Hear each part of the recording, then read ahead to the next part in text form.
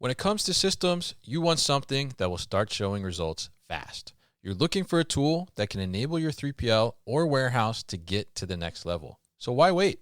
That's why Carton Cloud provides supported, fast onboarding that can have your WMS up and running in hours, not months. Jump into Carton Cloud's easy-to-use workflows for all of your services, including cross-docking, serialized inventory tracking, e-commerce order fulfillment, and more.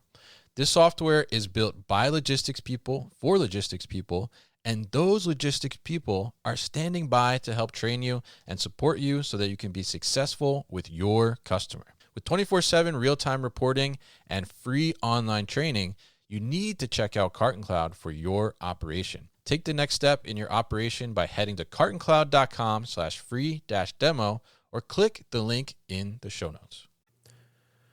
When it comes to a fulfillment partner, there are a lot of decisions to make. After all, you're counting on this partner to help your business succeed. One of those decisions is what fulfillment partner model works best for you.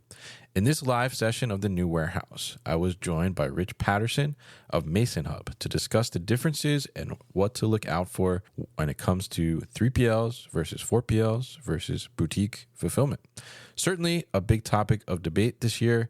This conversation gives some great insights on how to navigate the different models and what to look out for when choosing the right fulfillment partner for you.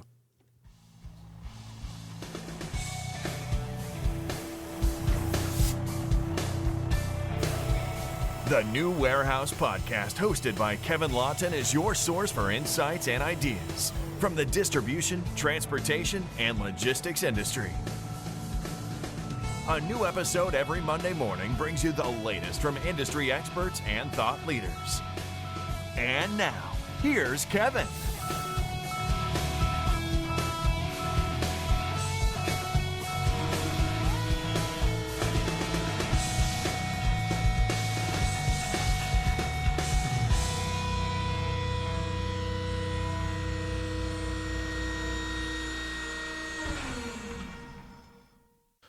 All right, welcome to today's live episode of the New Warehouse Podcast. And I think today we got an interesting topic for sure, something that there's been a lot of, I think, conversation on LinkedIn about, especially this year, a lot of discourse, disagreement, maybe on some sides of the fence, but talking about some of the differences between a 4PL, a 3PL, and boutique fulfillment. So we're going to dive into that today a little bit, and we're going to talk about some of the differences, define those differences, and we're going to be joined by Rich Patterson, who is currently VP of Sales at Mason Hub, but he's had some experience, I think, with all three of these categories. So he's kind of the perfect guest, I think, to have this discussion and talk about this. And we're also going to talk a little bit, too, about how do you make the decision on what's the right model for you as a brand? And also we're going to get a little perspective from Rich on what he's seeing out there as a sales leader that's talking to brands all the time and what they're kind of looking for in a fulfillment provider these days. So, Rich, thanks for joining me today. How are you, sir? I'm good, Kevin. Happy to be on. Thank you for the invite. I've been following the podcast for a while, and I'm happy to be on and just kind of talk shop with you.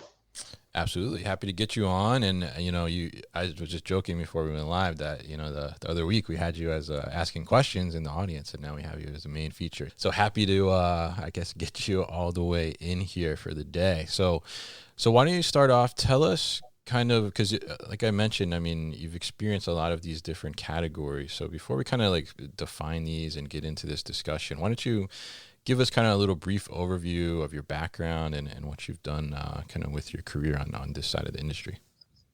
Sure. Yeah. I will say this, that one thing you might find interesting is I'm not necessarily a logistics truist. Prior to my experience in logistics, I came from marketing for the most part. So, right out of school, my first experience was more entrepreneurial.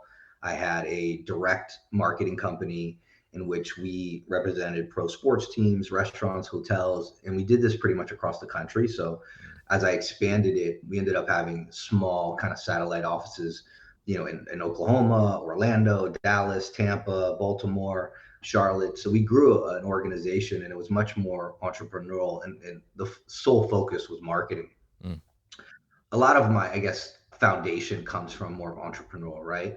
And then, shortly after my daughter was born, this was pre-IPO, Groupon came knocking on the door, and they recruited me. And so I went from more sales director, entrepreneurial, managing teams up to 250 people to being an IC, right? Individual contributor, and had my head down selling every day and worked my way to more of a leadership and trainer. But essentially I was back in sales for a little bit. And, I missed it. I missed getting into the leadership aspect. I missed, developing and coaching and building and training others. And that's when I got into SaaS and financial tech. But I had no real logistics experience until, you got to go back to right around COVID. So 2020, right, but a little bit earlier than 2020. And, I became the director over at Shipmonk. Interesting. So I'm curious there, when you kind of made that shift into the logistics side, and then you're starting to work with these brands and stuff. I mean, how did your kind of marketing experience, because a lot of e-commerce side, a lot of it is marketing, right? So, I mean, how did that experience kind of help you in maybe a unique way on the logistics side? So it's interesting. I don't think it helped me right away, because anyone that's, either sold logistics or came from a different industry will tell you that learning logistics in itself, is it's a lot to tackle. It's very complex. I know when I started, they said the first 6 months, you really won't know what you're doing at all. And it really did take for me to start working in the warehouse for a couple of weeks before I really understood, and which I did around the holidays. That was kind of the thing we did at Shipmonk, is spent 2 weeks in the warehouse.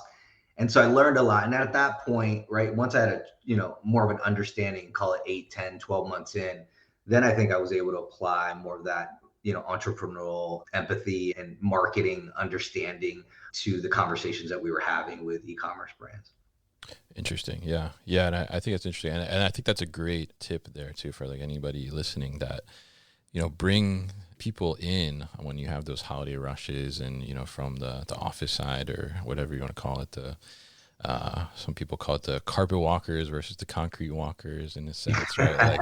like bring them in and have them do some work in the warehouse, and they really start to kind of understand those things. So it's great that you were able to have that experience. And so you started out at Shipmonk on the logistics side, and then you spent some time at ShipBob, right? And now with Mason Hub. So you kind of experienced a lot of different perspectives there, I think, right? So why don't we kind of dive into this conversation here? And I guess let's start out by defining 3PL, defining 4PL, defining boutique fulfillment. So I guess in your words, I mean, how would you define those three different categories? So that's a good question. I would say there is a little bit of a misnomer out there in terms of like what a 4PL or what a 3PL is. And I by no means am an expert, right? But I do know that when I was at ShipBob, they weren't even, I would say we weren't even 100% comfortable with labeling ourselves as a 4PL. I think at that point, when you zoom out, even looking at, let's say, the definition of a 4PL, they're really someone that, is a strategic partner that owns almost everything from the supply chain perspective, right? Like the transportation and the communication from manufacturer to the fulfillment houses themselves, and then ultimately, right, like getting it to the end customer. And I would say there are definite 4PLs out there, but I would say at ShipBob, when I was there, we didn't own most of the supply chain, right? Like it really did operate as a 3PL, but it was more of a brokered 3PL, right? And so I think that that's different. When you're, essentially managing other warehouses that you don't own or operate, that's what most people think of as a 4PL, which they were, right? But at the time, I wouldn't say they own the whole supply chain. If you fast forward to today, they have a lot of things going around their freight. So they would probably, feel a lot more comfortable saying they are a 4PL. Yeah. But I think the big question mark people have is, if you don't own and operate all of your facilities, what is the difference? Right. How does that impact the brand? Right. Yeah. And I think, typically, I guess from what I've seen, like to add to that, I mean, the 4PL is almost like, you could say it's almost like a collective in a sense, maybe, right? Like they're kind of putting together these different resources that are not necessarily their own, right? Like they're not typically owning the warehouse themselves. Maybe they do have a couple, but then they've created this network with other 3PLs then, or I guess boutique fulfillment centers maybe too. And then maybe there's some kind of like layer of tech that's proprietary to them or something, right? I mean, that's kind of what I would add to that. So I guess in the contrast there, because maybe you could say, and I would think maybe you could say that 3PL and boutique fulfillment is sort of similar in a sense, but what would you say on those two definitions? How would you kind of define those? Yeah, so I would say the 4PL, looking at more of maybe light asset based, Mm-hmm. right? Is Right. kind of what you would categorize them. When you look at the 3PL, they really are, owning and operating all facilities, and for the most part, just focused on the logistics service, right? And so it's very specific into what they're actually handling.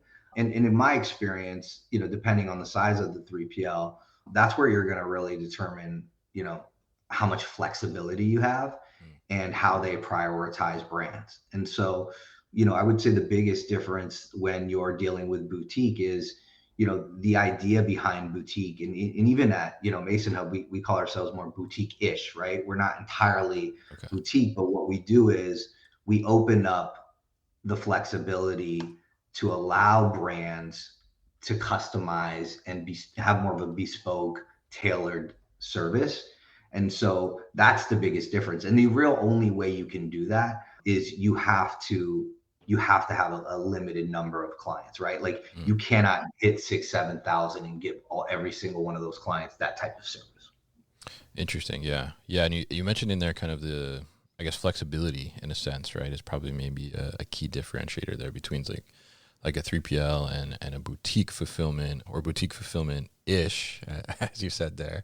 Right. Uh, so, but you've kind of, I think you've experienced almost all three categories, right, in your career. I mean, because I guess Chipmunk you would you categorize as a 3PL or boutique fulfillment? How would you categorize it? Yeah, 3PL, Yeah. definite. And then you got Yeah. ShipBob, which would be like the 4PL, and now you're with Mason Hub, which is boutique fulfillment. So I guess if you look at maybe both sides of the table here in all different three categories from your experience, I mean, aside from that flexibility, which you mentioned already, I mean, like from the operational perspective and then also from the customer or the client standpoint, I mean, what are the biggest differences between the three, and how do you kind of maybe call attention to that or understand that, like going into a search for a fulfillment partner?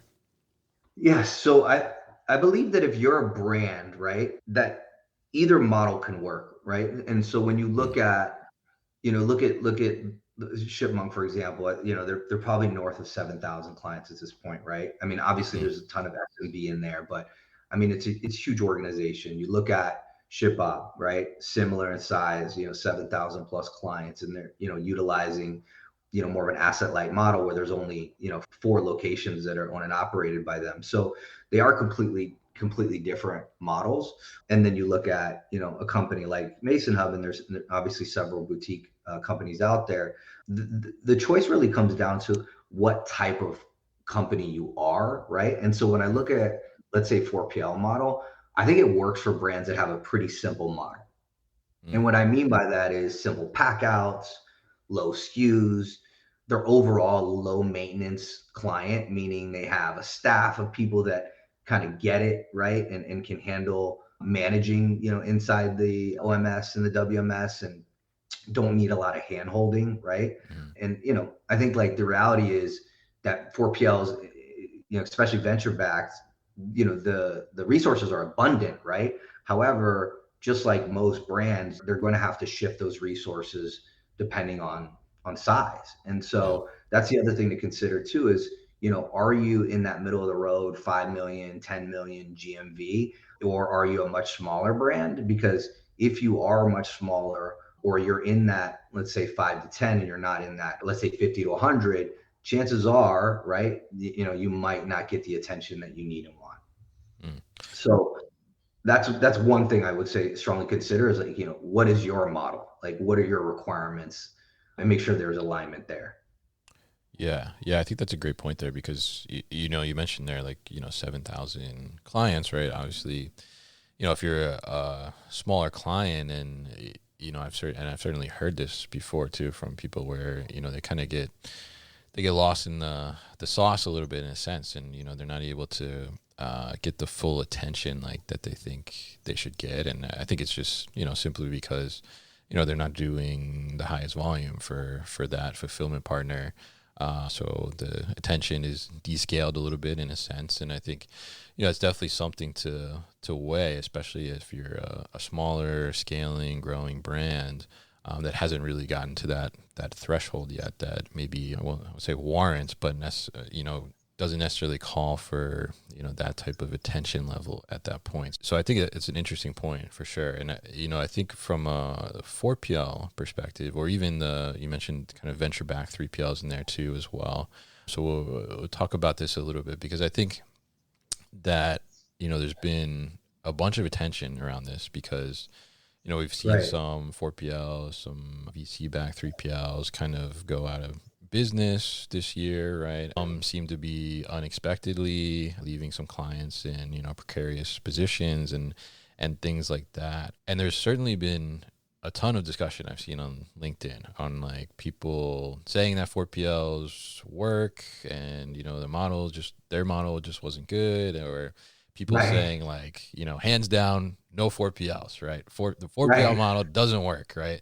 So I guess my question to you, I mean, from your perspective, I mean, does the 4PL model work? I mean, is the 4PL model broken? Are we seeing, like, a point where 4PLs are kind of maybe taking a seat on the back burner in a sense? So it's interesting because if you think about a company that's, gearing for an IPO and does 500 million plus or whatever it is, right? Like, you automatically think this is success, right? Yeah. But there's more to it, right? When you Mm, peel the onion back, this could be success for the business, but doesn't mean that it's success for every brand. And mm, so that's I think really, the way that I look at choosing a 3PL is, it really is not one size fits all. And so let's say, for example, it's really, really important for you to add on customization, or, you want, let's say, branded packaging, and you want, to be able to add in, specific gift cards, for the first customer, and, specific gift cards for the third customer, right? mm, Well, depending on whether the economics make sense for that 4PL, right? Because they have to pay out their warehouses. A lot of times they're not necessarily willing to do it, or anything that essentially, is going to add work and labor, they have to charge for it. And it's harder for them to squeeze the numbers because they're paying out, right, other mm, 3PL. If you look at a 3PL that is invested, heavy into robotics, this is something that I run into a lot, where they'll do a tour and they'll come back from another 3PL and say, wow, I couldn't believe, they had this $1 million box builder, and they had, mm. like, and the reality is, when you have a lot of robotics, sometimes there's, cost to divert, right? Yeah. And so when you look at more of a boutique model that's built around flexibility, that's built around customization, I remember when I first started learning about where I'm at today at Mason Hub, one of the mottos when they first started the company, and this was Donnie's vision, who's the CEO. He said, we want we want to be able to say, if your marketing team can dream it, we can do it. Mm. Right. Okay. And but that's an operational nightmare, right? Yeah. But right, we found a way to kind of meet it in the middle, where we can pretty much do anything, and because we're flexible in that sense, and because we own and operate the buildings, and because we bring on brands that want that, it always points back to, what type of brand are you, right? And so when you say, is a 4PL model broken, I would say no. Mm, I think it's going to continue to grow, but I do think that it's somewhat jumped the shark, in the sense that larger brands are saying, I just need more catering. mm, Customer experience is really important to me now. Retention is really important to me now. I need to be able to, do things that my competitors are doing for retention purposes. And so I need packouts that are not going to be standard, and I need the pricing to be very competitive.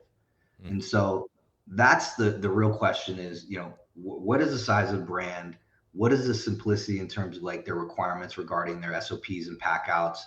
And then how much is communication important to you? Because, our biggest value, and I would say this is also the biggest pain point that I hear a lot from brands, is I need to get in touch with someone and I Yeah. need to be able to talk to someone quickly that's in the warehouse. I don't want to talk to someone overseas. I don't want to talk to someone that can't Mm. solve my problem.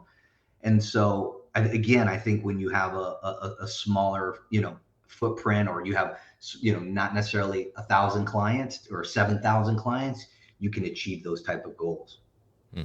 Interesting. Yeah. Yeah. And I think it's interesting there. Like, you kind of boiled it all down to like that communication piece in a sense. Right. And I've heard that like several times where, it's just like, oh, I just can't get a hold of anybody, or like I put a ticket in and, I haven't gotten any response or any support. Right. And I think that's such a core thing to these relationships. And I think even as we talk about like smaller brands coming in and brands that are scaling and things like that, like, a lot of times like this is their baby, right? So it's like, what's going on? Something's going on. Like I need to know, and Right. like, I need to have somebody fix it. And then if you don't get a response, like you get a little panicky in a sense, right? So I think that's a great point, like to bring that out. So when you look at these, and you talked a little bit about, some of the reasons maybe that they didn't work out, but if we look at the 4PL model, because you said, it's maybe it's a little early, right? So how do you see kind of these 4PL models, I guess maybe scaling more and,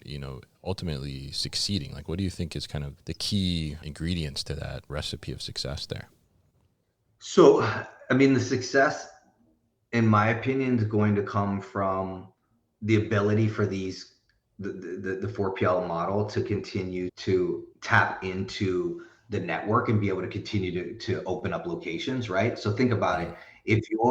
If you're overseeing a 4PL, there is someone or department that's responsible for connecting with other warehouses and creating this almost franchise model, right? Yeah. And relationship. And so that is a whole arm in itself, right? Because you have someone that is entirely managing a funnel. You have someone that is entirely managing the good and the bad that's happening with those warehouses. You have someone that's managing entirely, or teams of people that are entirely managing the economics, which is tough to make happen. But that's an entire organization. And so, if you think about a 4PL that's trying to continue to expand and continue to grow, well, they, as much as they have to have a funnel or they have to have a pipeline of new clients that are coming in, they also need to have continuous pipeline of new warehouses. And that's Mm-hmm. challenging, right? Essentially, you're running two businesses within a business. However, the advantage would be you can remain asset light. So I can open up a location in Japan tomorrow, and it's Yeah. not going to cost me a $500,000 right? And so I think the model will continue to expand that way. I do believe that as much as they don't want it to be more of an SMB play, Mm-hmm. it'll be more of an SMB and international play, because it's easy to get overseas, right? If you're utilizing that model, whereas you have to own and operate in another country, it becomes a lot more challenging. We'll be back after a quick break. I hope you're enjoying this episode. Do you want more warehouse content delivered to your inbox? Sign up for our new email series called Warehouse Wisdom Wednesday to get an educational series of emails on warehouse basics delivered directly to you every Wednesday morning. Find the sign up link in the show notes. Interesting. Yeah. Yeah. I've certainly seen, I think, a lot more, I would say like 3PLs where they're creating these partnerships with other 3PLs overseas, like you mentioned, to be able to create that network and say, oh, we can also, ship internationally as well. But I think that's an interesting perspective on the 4PL model. And I think too, one thing that I think is challenging, and I'm curious your thoughts on this. If you look at a 4PL, right, as we've talked about here, you're dealing with other 3PLs essentially in the network, and you're the one that's kind of Right. connecting them all together. So part of the, I guess, advantage or the selling point of a 4PL in some cases is that, well, you can have better inventory distribution, right? Like, so instead Right. of going with 3PL that's only in New Jersey, for example, where I am, now, like, you could have your inventory in New Jersey, you could have it in California, you can have it in the Midwest, in Texas, whatever the case may be. And like the Right. 4PL would manage that for you. But I'm curious on the side of, if you look at that, you're dealing with maybe multiple different operators of those actual 3PLs in some place. So how do you kind of, I guess, maintain consistency for the brands, right? If you have them in more than one location, but there's different operators in those locations, how do you make sure that like the same kind of thing is going out the door in Texas that's going out the door in Yeah. California, right? Yeah, it's a great question. It's funny because when I was in the building there, one of the things that one of the CEOs said was, "Yeah, just say it's just like Subway, right? Every location has a Subway sign, and every location has the same sandwich." And I said, Subway's a really bad example because some locations are awful, and some locations, the food is unrecognizable, right? Depends Mm, on where you are and what neighborhood. I would say if we were trying to sell it, let's sell it as a Chick-fil-A, right? Franchise. But it's tough, right? There's no question, Kevin, it's tough. And I think it's oversold. mm, Yeah, I think that being in multiple locations and being closer to the customer is ideally, right, would be great, but it comes with risk mm, and it comes with associated incremental cost in getting, your inventory from one place to another. I did a post about this not that long ago, a video post where, split shipments can happen, right? Stockouts can happen.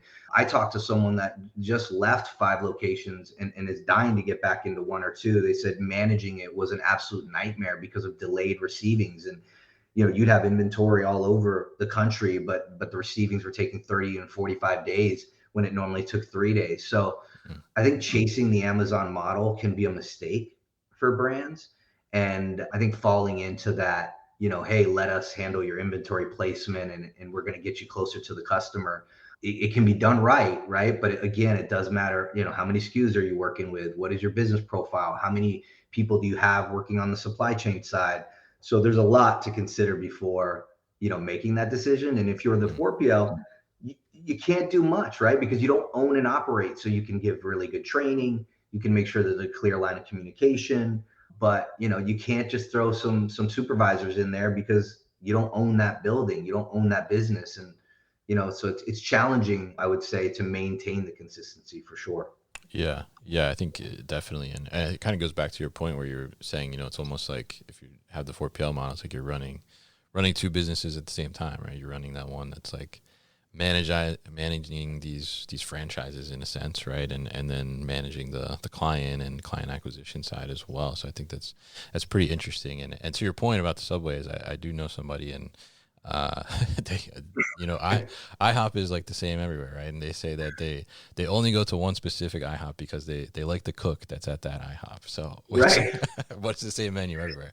So I think that's very interesting perspective and good kind of analogy there. So for brands in that sense, when they're looking for a new fulfillment partner, and obviously I think some of these 4PLs and some of the venture backed 3PLs too, like they obviously spend a ton of money on marketing and being able to be at the top search for Google and all these different things. I mean, what should brands be cautious about, like when they're considering maybe going with a 4PL or one of these venture backed 3PLs? Like what should they be looking out for, or how should they be kind of evaluating that versus like a traditional provider?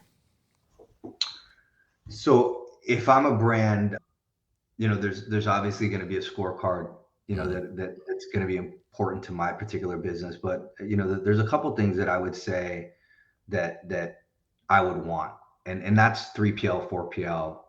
It doesn't really matter. I think in the sense that you need to make sure that there's alignment mm, in what you need and what you want as a brand, and also have alignment and understand what is the company's goals, right? And so, you think about different 3PLs that are out there, this is a really interesting time, right? There's acquisitions happening, there's talks of IPOs happening, there's 3PLs going out of business, right, left and center. So I think it's it's the onus is on the brand to really understand, like, what is the 5-year plan for this 3PL or 4PL, and how does that impact me? And then the other component is, for that 3PL or 4PL to truly understand what it is you're trying to accomplish, right, as a brand. And so, I always say that the alignment is the new trust, right? I don't have to trust you because we have clear alignment. Okay. And so that scorecard is going to be different for each brand, but I think it's really important on the front end. Sometimes brands will keep back information for, fear of losing negotiation leverage, or not, necessarily having their stuff together, right? Because they might have a small team. But, the better data in, the better data out. And in most cases, the more transparent you're going to be, the better the relationship's going to be. So I think you need to have that. And then I think you need clear communication to operations, right? Like, how do you get in touch with the floor when things don't go right? And most brands or most 3PLs are not going to give you, the cell phone to the operations, the head of operations or to the GM on the ground, but you need clear communication to operations. And so if that means you have an account manager that's, works within the warehouse, better, right? Because you have a direct line, and you have an advocate for yourself. If you don't, then you need to understand what's the support process, because most of the time, a lot of things that are coming up from a customer service perspective are timely. They're things that need to be solved pretty quickly. And if you're kicking around communication to different countries, or you don't have a direct line, that can be a real challenge.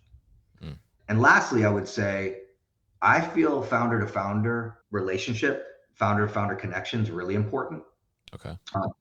In my experience, the brands build confidence and build trust when they can speak to the founder, when they have an opportunity to speak to the founder, whether that's lunch, dinner, whether that's the founder being a part and co-sponsoring some of the Zoom calls, whether that's a one-on-one founder to founder. But I do believe that, if you bring on a brand and you're a founder and you've made some commitments face to face, it does resonate, because a lot of these CEOs that I've worked with, at least most, do care, and they care about the brand, they care about the outcome, they care about their reputation. They're in the business to help these brands truly scale. I've only worked for one or two that I think that maybe didn't really care that much. Okay. but to have that connection, it matters, right? And so you can get that connection during the sales process. So I think that's another thing I'd be looking forward to as well. Interesting. And that founder to founder thing, I think, is pretty interesting too, but it makes sense. Like, as you're saying, I'm thinking about it and I'm like, oh, well, yeah, like the founder of this, brand is, they're entrusting somebody, right, to take their baby in a sense and, take it to the next level with them. And so, having somebody else maybe that's, kind of built something up to as well to resonate with and, commit with. That's right. Makes a huge difference, I'm sure, in the relationship. So a really great perspective there. And I'm curious your thoughts too on this, because I think this was something that was kind of like circulating around in some of these discussions online too as well. I mean, some of these venture backed, whether it's 4PL or 3PL, right? They're scaling very rapidly, right? Because they have cash that's been invested to be able to do that, right? And the model is to scale and get out there. But in some cases, they haven't necessarily become profitable yet, or have that, stability of profit. So as a brand, I mean, when you look at that, I mean, should you be concerned about that? I mean, is that something that should be like also evaluated in the process as well, in terms of like their financial health? We'll be back after a quick break. Hi, this is Will Haywood, host of All Business, No Boundaries, a podcast where we talk about supply chains and the critical role they play across all kinds of businesses. We talk to logistics professionals about the challenges keeping them up at night, and we talk to industry experts about innovative ways to make supply chains work better. On this podcast, it's not just logistics. It's the power to break down barriers. That's All Business, No Boundaries by DHL Supply Chain. Listen and subscribe wherever you get your podcasts. Yeah, I mean, I think it definitely depends on the size of the brand. If you're smaller, I think that's probably something you don't need to be as concerned with. But it's hard. I would say it's hard for brands to get true financials, right, and really Yeah. understand some of that. I think if you look at most of the money that was thrown around, right, and if you go back 5 years, it was revenue at all costs, revenue at all costs. I think we're at probably around 2.5 years of brands knowing that they have to turn and become EBITDA positive. And so, 2.5 years later, you're starting to see the 3PLs that are falling, unfortunately. And I know it's awful because a lot of people are losing jobs. But yeah, I mean, it gives you the opportunity to understand that the economic indicators are very important. But I'm not sure from the brand's perspective what they can do. But one thing that I will say that I'm hearing a lot from brands is they want more flexibility around the terms in the agreement, right? So Interesting. you're seeing more brands that are larger today requesting 12-month agreements, whereas I would say only 5 years ago, if you were a brand that was like, let's say 5 million GMV or higher, it was table stakes to be in a 2-year, 3-year commitment. And so now I think that there is leverage back for the brands where they can have some of that flexibility. Interesting. That's pretty interesting, actually, on the agreement side. And I mean, I guess along those lines too. I mean, you're doing sales, right? So obviously, you're talking to a lot of brands, or your team at least is talking to a lot of brands. I'm sure, whether it's existing brands in your guys' portfolio or potential clients that you're trying to acquire as well. I mean, what are they really kind of looking for right now? Like, what's top of mind for them these days, and what's important? I mean, you mentioned the flexibility and agreement there, but what other kind of things are they really looking for? Why are they maybe jumping ship from another fulfillment partner? What sticks out to you?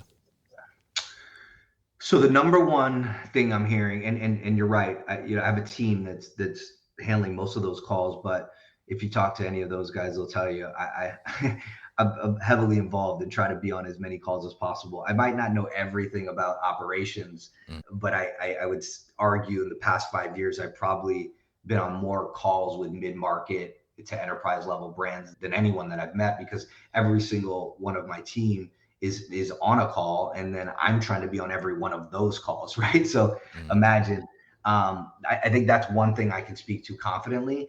Today, the number one thing that you're hearing is around pricing. Okay. And they're not even trying to hide it anymore. Okay. If it doesn't make dollars, it doesn't make sense, and I think it's more now than I've ever seen. And I come from SaaS where, for the most part, you were selling a value. You weren't necessarily, or digital, right? You're selling the value, weren't necessarily, it wasn't looked at as a commodity the way that shipping and logistics is looked at, but it's now more than ever. And brands will tell you it's a big determining factor. The second thing, and I know we talked about this and it's been a theme, but it is flexibility. And so flexibility can mean a lot, but I think flexibility means flexibility regarding how that they want to position their brand to their customers. So one of the things that we've been able to do in the past 15, 16 months is bring a lot of brands over that have never done custom packaging. They've never done custom branded packaging. They've never done first time buyer and third time buyer engine rules and VAS tags and things like that. But they want to come over, and the biggest reason is they want to be able to create this customer experience, this unboxing and video worthy experience, but they want to be able to do it in a cost effective way. And so, I would say that's the second thing is, because marketing is so expensive right now for these brands, and there's so many challenges. I mean, you're seeing a lot of brands that are down, 30%. They're thinking to themselves, and you're communicating to us, we need to retain. And a big part of retention is, wowing customers and making sure that that first impression is big, but you're also working on the retention aspect, which, comes with the marketing and additional, let's say, products for third customers or fifth customers, whatever it is. So, flexibility is another one. Another big flexibility example would be things popping on TikTok. Okay. So most brands will, or most 3PLs or 4PLs will, have some spike protection, or they'll have some forecasting that they utilize to determine how much, orders they'll get out for a particular brand. But these brands that are coming over, or the brands that I'm having conversations with, are saying, well, it's volatile now, but we also are seeing some huge numbers from an example like a TikTok drop or these influencers. And so what happens when we go 30%, 20%, 50% over forecast? What happens to us? And on the other side of that, what happens when we're not hitting our forecasted numbers? And so brands want that flexibility to know that you're going to be a true partner, and you're not dinging them for everything, and you're working with them collaboratively to try to get those orders out at all costs, in some cases when they go over forecast. Interesting there. And I mean, it sounds like it's kind of all about flexibility in a sense. And I'm curious on the pricing side there, right? Because, it's the cost certainly is a big factor, I think, in any situation, right? For any business. But, on that cost side, a lot of times, I hear 3PLs and things are trying to compete on price, and they're cutting their price, and obviously there's already kind of pretty thin margins, right? I mean, are you seeing that in some scenarios, like brands where they need to be on pricing? Like, are some scenarios where they can't get that pricing? I mean, are they just kind of like moving to self-fulfillment in a sense, or like, I mean, what happens like when they really can't get that pricing they need to make it work? Yeah, I mean, I would say it's now's a very interesting time there. It seems almost like the wild, wild west with pricing. Brands have an idea on where their number needs to be directionally, as regarding the economics to make it work, the per unit economics to make it work for them. But they're also getting pressure from, their investors, right? And so when you look at fulfillment as, as a cost center versus an investment into your business, which a lot of these investors do, because it takes up a large portion of their bottom line, they're scratching and they're fighting and they're doing whatever they can do to get the lowest rates. And in some cases, they're sacrificing service. And on the other side of the coin, 3PLs are fighting to stay alive and fighting to compete. I think I did a post on this. There's 21,000 3PLs still today. And there's no question the balloon's going to pop eventually. We're already seeing some of it. And so some 3PLs are, continuously bringing brands on at zero profit, just to make sure that that they're continuing to gain market share. And then you have 3PLs that do not want to lose a client. This is the one thing we've seen a lot, is the incumbent will say, whatever they'll give you, we'll give you it. Because they want to hold on to the brands. And so it is wild, wild west. I don't see brands saying, you know what, the economics don't work, let's go buy a building. Because back to the 3PL thing, right? Like, staying asset light is super important, for a lot of these brands. Not to say there aren't success stories of people that bring it in-house, but it's a whole nother animal. And a lot of times that's not what they signed up for. It's not their expertise. But yeah, it is a buyer's market if you are a brand today. Interesting. Okay. All right.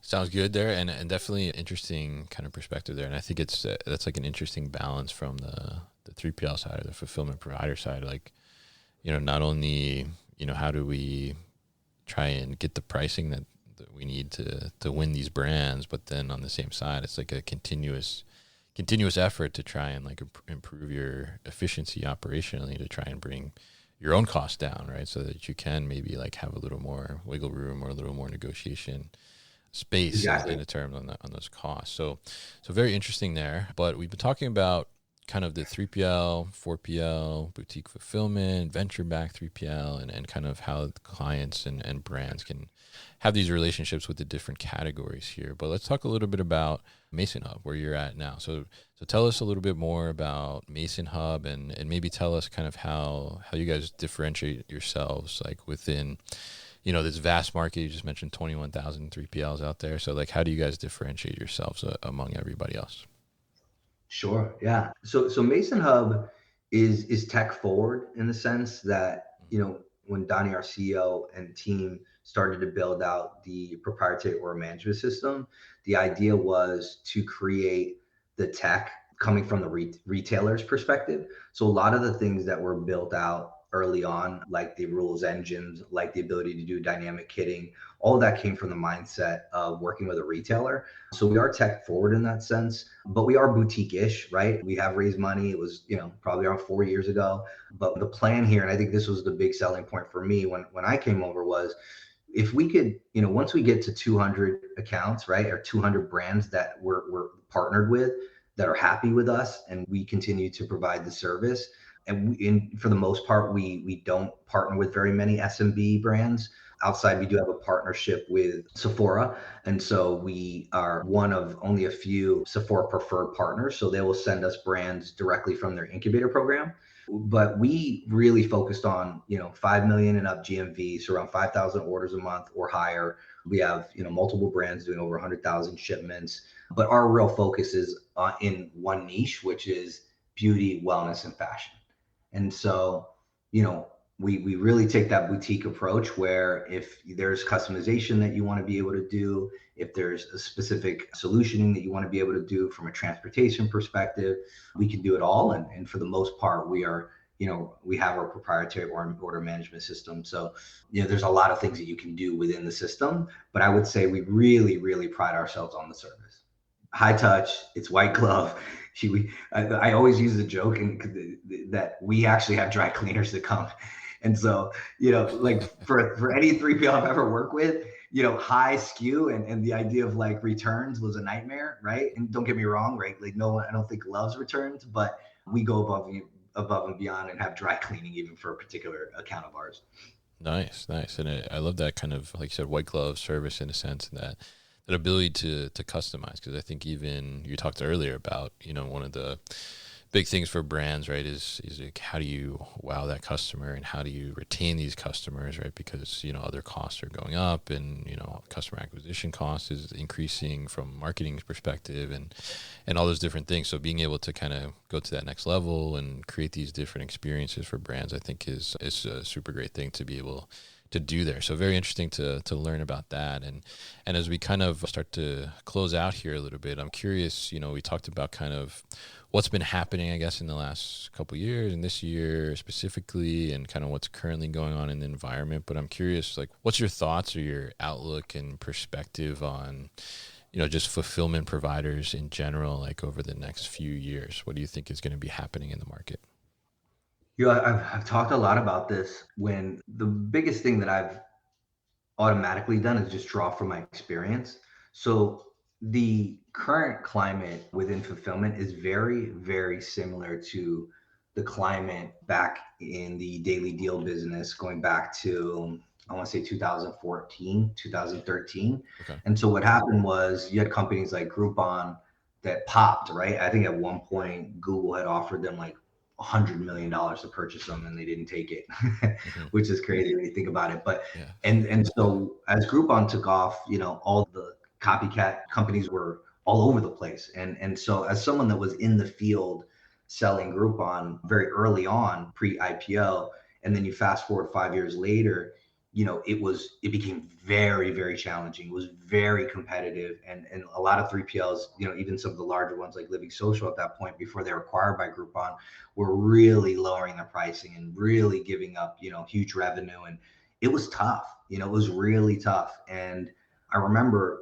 so our CEO, said, listen, this isn't going to last long, like our goal as a company is to hang on for the next 2 years and, continue to, hold our value, right? And a lot of these companies are not going to be able to continue to compete and stick around. And sure enough, right, if you fast forward only 3 years probably from that conversation, the market shrank significantly. And not that I would want this to happen, but I do think that there's a large component or a large number of 3PLs out there that are most likely just hanging on. And I think, 20,000 3PLs is going to look a lot more like 10 in the next 5 years. And there'll probably be, the major players will probably still be major players, a couple acquisitions here and there, but I believe mom and pops will continue to do well. And then I believe that there's a huge space in the boutique game, because I can't even name you that many, well-known boutique. And I wouldn't even say Mason Hub is necessarily well-known, but we've created, a brand that I think people